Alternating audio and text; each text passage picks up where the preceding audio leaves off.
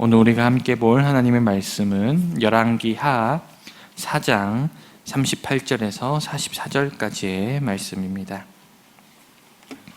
열왕기하 4장 38절에서 44절까지의 말씀, 제가 가진 성경으로는 구약성경 567면 전후에 있는 말씀입니다. 다 찾으신 줄 믿고 우리 다 같이 한 목소리로 합독하시겠습니다. 엘리사가 다시 길갈에 이르니 그 땅에 흉년이 들었는데 선지자의 제자들이 엘리사의 앞에 앉은지라. 엘리사가 자기 사원에게 이르되 큰 솥을 걸고 선지자의 제자들을 위하여 국을 끓이라 하매 한 사람이 채소를 캐러 들에 나가 들 포도덩굴을 만나 그것에서 드로박을 따서 옷자락에 채워가지고 돌아와 썰어 국 끓이는 솥에 넣되 그들은 무엇인지 알지 못한지라. 이에 퍼다가 무리에게 주어 먹게 하였더니 무리가 국을 먹다가 그들이 외쳐 이르되 하나님의 사람이여 솥에 죽음의 독이 있나이다 하고 능히 먹지 못하는지라. 엘리사가 이르되 그러면 가루를 가져오라 하여 솥에 던지고 이르되 퍼다가 무리에게 주어 먹게 하라 하매 이에 솥 가운데 독이 없어지니라. 한 사람이 바알 살리사에서부터 와서 처음 만든 떡 곧 버리떡 20개와 또 자루에 담은 채소를 하나님의 사람에게 드린지라. 그가 이르되 무리에게 주어 먹게 하라. 그 사원이 이르되 내가 어찌 이것을 100명에게 주겠나이까 하나. 엘리사는 또 이르되 무리에게 주어 먹게 하라. 여호와의 말씀이 그들이 먹고 남으리라 하셨느니라. 그가 그들 앞에 주었더니 여호와께서 말씀하신 대로 먹고 남았더라. 아멘. 오늘 우리가 함께 읽은 본문 말씀을 중심으로 두 가지 기적이란 제목으로 함께 은혜를 나눠보려고 합니다. 오늘 본문에는 독이 든 음식과 또 턱없이 부족한 음식을 하나님께서 안전하게 그리고 풍족하게 먹이신 두 가지 기적의 이야기가 등장하고 있습니다. 사실 이 두 사건의 이야기를 살펴보면 우리가 생각하기엔 현실에서는 거의 불가능한 이야기를 담고 있습니다. 그러나 전능하신 하나님께는 불가능이 없습니다. 왜냐하면 하나님께서는 이 세상을 창조하신 창조주이시기 때문입니다. 그러므로 우리는 전능하신 하나님의 역사를 기대하는 그 믿음을 마음속에 품어야 합니다. 오늘 말씀을 통해서 우리가 함께 이것들을 살펴보도록 하겠습니다. 오늘 말씀을 보니 엘리사는 북쪽 지중해변의 갈멜산을 떠나 동쪽 요단강변의 길갈로 이동합니다. 그런데 그곳에서 만난 선지자의 제자들은 심각한 식량난을 겪고 있었습니다. 그들이 거주하던 북이스라엘 땅에 이러한 흉년이 일어나게 된 것은 그들이 하나님을 버리고 이스라엘 백성들이 하나님을 버리고 바알을 선택한 결과였습니다.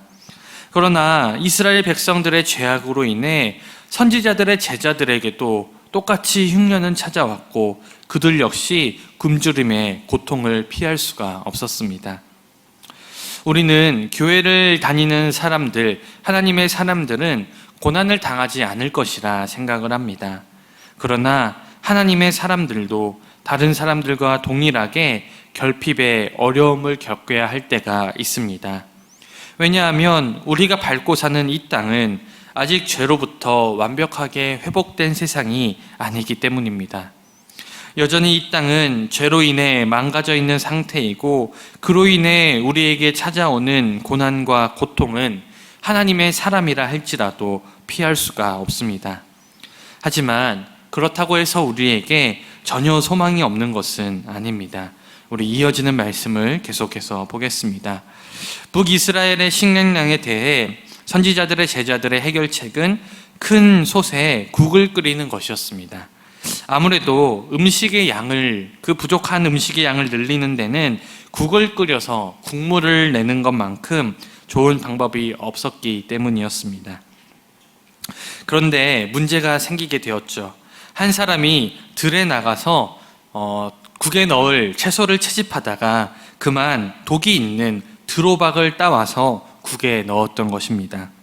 하지만 그가 일부러 그것을 넣었던 것은 아니었죠.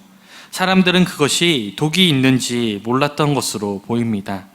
아마도 그 당시에는 먹을 수 있는 호박과 먹을 수 없는 드로박이 있었는데 모양이 비슷해서 혼돈한 것으로 보여지죠. 선지자들의 제자들은 이 드로박이 들어간 국을 나누어 마셨는데 처음에는 그들이 독이 있는지 깨닫지 못하다가 어느 정도 국을 먹은 이후에 그 국에 독이 있음을 알아차렸습니다.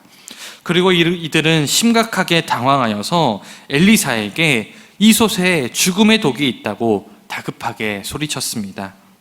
이때 엘리사는 제자들에게 가루를 가져오라고 말합니다. 그리고 여기서 엘리사가 가져오라고 한 가루는 어떤 신비한 마법 가루가 아니라 평범한 밀가루였습니다. 밀가루를 넣는다고 독이 있는 이 국이 해독이 될까요? 안 될 것입니다. 밀가루를 넣는 행위 자체로는 독을 없애지 못합니다. 그러나 엘리사가 밀가루를 국에 풀어서 제자들에게 주어 먹게 하자 그 국에 있던 독성이 사라지게 되었습니다. 이것은 엘리사가 국에 넣은 밀가루에 특별한 능력이 있었던 것은 아니었습니다.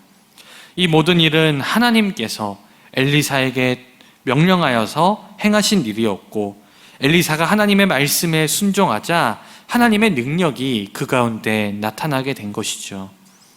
이처럼 하나님께서는 고난과 역경 속에서도 또 예기치 않는 위험 속에서도 하나님의 자녀들을 지켜주시고 보호해 주십니다.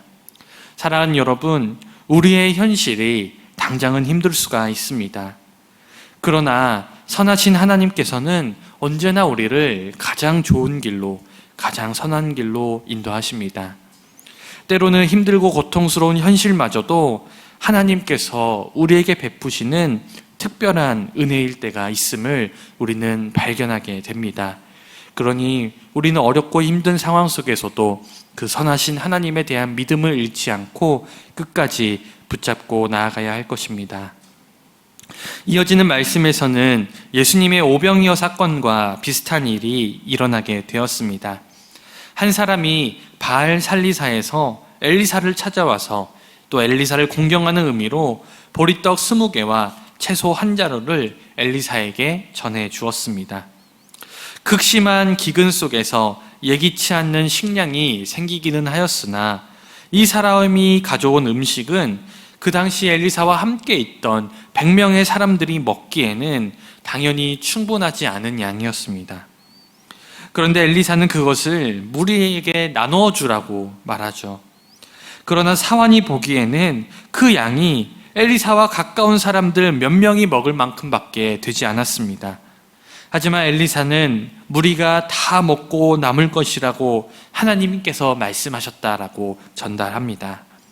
실제로 그들이 가진 양식은 모든 사람이 먹기에 사실은 턱없이 부족한 양이었지만 그곳에 하나님의 권능과 말씀이 임하자 많은 사람들이 배불리 먹을 수 있는 양식으로 변하게 되었습니다. 오늘 이 말씀 또한 앞선 이야기처럼 결핍을 겪는 이들을 공급하시며 채우시는 하나님의 은혜를 주제로 삼고 있습니다. 그리고 오늘 본문은 말씀을 마무리하며 여호와께서 말씀하신 대로 먹고 남았더라 라고 기록하는데 이것은 엘리사의 능력이 엘리사 스스로에게서 난 것이 아니라 바로 여호와 하나님께로부터 온 것임을 분명히 밝히고 있는 것입니다. 사랑하는 여러분, 우리는 종종 홍해가 갈라지는 기적과 같은 삶을 매일 경험하기를 원합니다. 하지만 그러한 일은 우리 주변에 쉽게 일어나지 않습니다. 그렇다고 해서 성도의 삶에 기적이 전혀 없는 것은 아닙니다.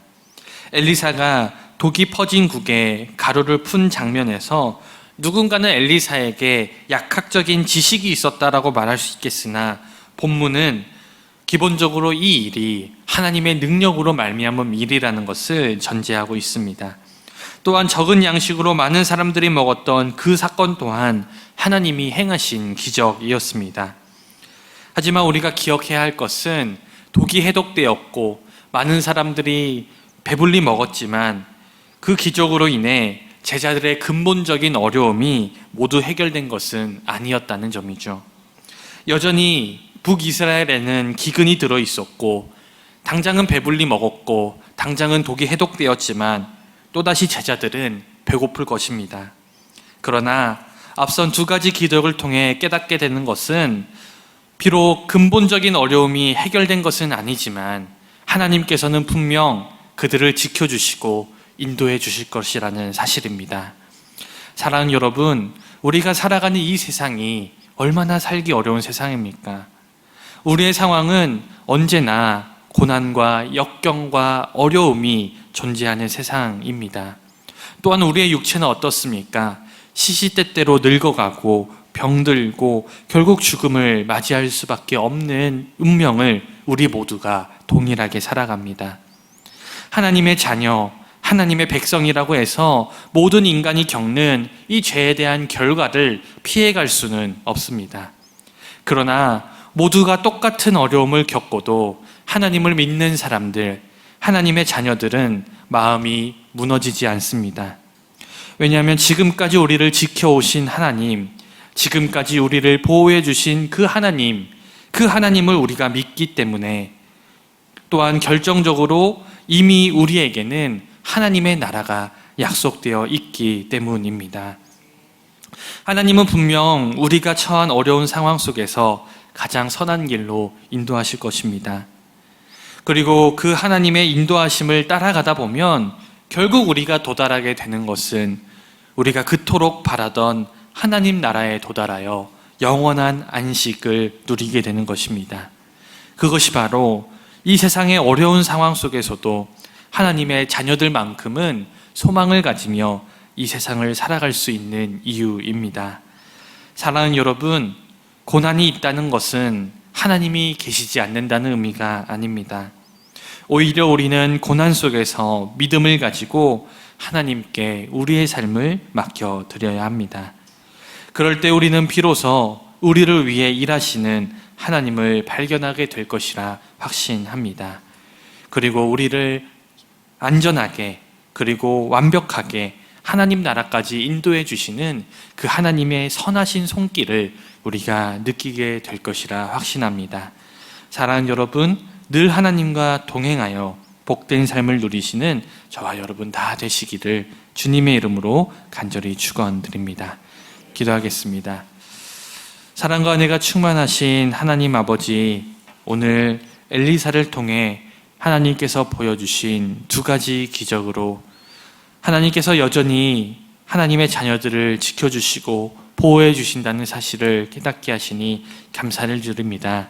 주님, 우리의 근본적인 상황이 변하지 않을지라도 하나님께서는 분명 우리와 함께하고 계시며 우리를 가장 선한 길로 인도해 주신다는 그 사실을 오늘 말씀을 통해 발견하게 하시니 또한 감사를 드립니다.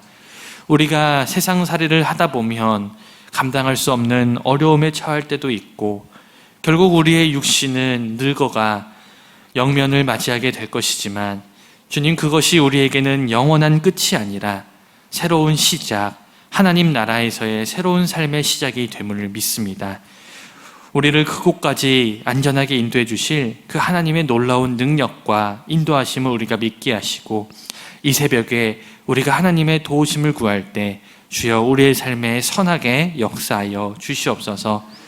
새벽 가운데 나온 우리 사랑하는 성도님들 피곤치 않게 도와주시고 또 오늘 맡은 모든 일들 속에서 주님의 능력과 지혜로 잘 감당해낼 수 있는 빛과 소금이 될 수 있도록 인도하여 주시옵소서. 감사드리며 살아계신 우리 주 예수 그리스도 이름으로 기도드리옵나이다. 아멘.